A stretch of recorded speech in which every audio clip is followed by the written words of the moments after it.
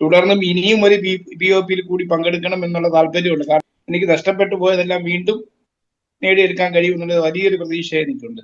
കാരണം ഇതൊരു ചെറിയ നമ്മൾ നിസ്സാരമായൊരു രോഗം മാറ്റലോ മറ്റോ ഒന്നുമല്ല.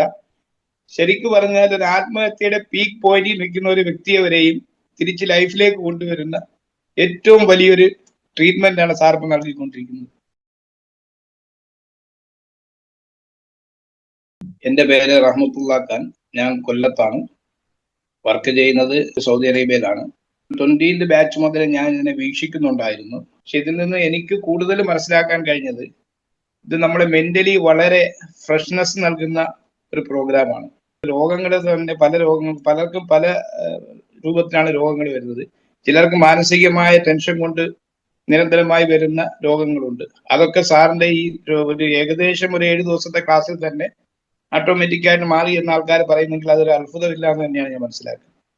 കാരണം നമ്മുടെ മെന്റലി നമുക്കൊന്ന് കോൺസെൻട്രേറ്റ് ചെയ്യാനുള്ള, എനിക്ക് ഫീൽ ചെയ്ത ഒരു വിഷയം അങ്ങനെയാണ്. നമുക്ക് ശരിക്കും നമ്മുടെ ജീവിതത്തിലേക്ക് ഒന്ന് കോൺസെൻട്രേറ്റ് ചെയ്യാൻ, പ്രത്യേകിച്ചും വിനീതവനെ ഞാനൊക്കെ എന്ന് പറഞ്ഞാൽ 5 നേരം പ്രയർ ചെയ്യുന്ന ആൾക്കാരാണ്. പക്ഷെ എന്നാൽ അതിൽ പോലും ഒരു ഇൻസ്പിറേഷൻ ഇതിൽ നിന്ന് കിട്ടിയെന്ന് ശരിക്കും പറയേണ്ടി വരും.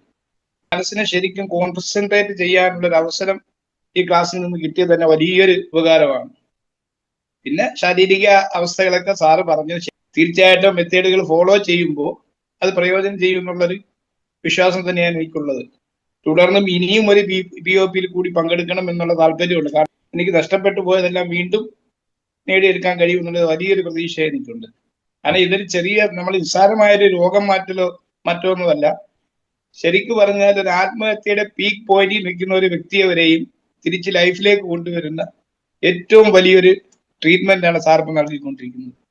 തീർച്ചയായിട്ടും ഇത് യങ്ങേഴ്സിലൂടെ, പ്രത്യേകിച്ചും എൻ്റെ ഒരു അഭിപ്രായം പറഞ്ഞാൽ നമ്മുടെ ഹൈസ്കൂൾ തലത്തിലൂടെ ഒരു മാസത്തിൽ 1 അവറെങ്കിലും കുട്ടികളെ ട്രെയിൻ ചെയ്യുന്ന ഒരു സിലബസായി മാറുന്ന ഒരു കാലഘട്ടം ഉണ്ടാവണം. അതിനുവേണ്ടി സാറ് പ്രയത്നിക്കണമെന്നുള്ള ഒരു അഭിപ്രായം എനിക്കുള്ളത്. ഇപ്പോഴത്തേക്ക് ഇന്നെന്ന് പറഞ്ഞാൽ മദ്യത്തിന്റെയും മയക്കുമരുന്നിന്റെയും പിന്നെ അതുപോലെ ചരസിന്റെയും അങ്ങനെയൊക്കെ ഇതിൽ പിടിപെട്ടിരിക്കുന്ന യുവ ജനറേഷനെ ഒന്ന് മാറ്റിയെടുക്കാൻ അവരുടെ മൈൻഡിൽ വലിയൊരു ആത്മീയ വിപ്ലവവും അതുപോലെ തന്നെ പിന്നെ അവർ പഠിക്കുന്ന അതിനോടുള്ള ശരിക്കും ഒരു പ്രതിബദ്ധത ഉണ്ടാക്കിയെടുക്കാൻ പറ്റുന്ന ഏറ്റവും വലിയൊരു മാറ്റം അവർക്ക് വരുത്താൻ കഴിയും. അതിനുവേണ്ടിയുള്ള ഒരു ചേഞ്ച് കൂടി നടത്തണം സാർ. അതിനു വേണ്ടിയുള്ള ശ്രമം കൂടി നമ്മളാ കഴിയുന്ന എല്ലാ സപ്പോർട്ടുകളും, ഏത് സപ്പോർട്ട് വേണമെങ്കിലും തീർച്ചയായിട്ടും ഞങ്ങളുടെയൊക്കെ ഭാഗത്തുനിന്ന് ഉണ്ടാകും.